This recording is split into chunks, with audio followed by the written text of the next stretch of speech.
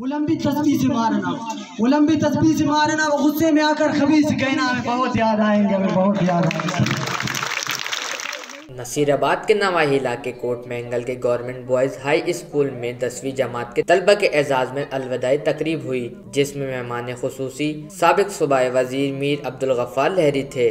तकरीब में तलबा ने हमद, नात, खाके, टैबलो, लोकगीत, फ़नी शायरी और तकरीरें पेश की, जिन्हें हाज़रीन ने बेहद सराहा।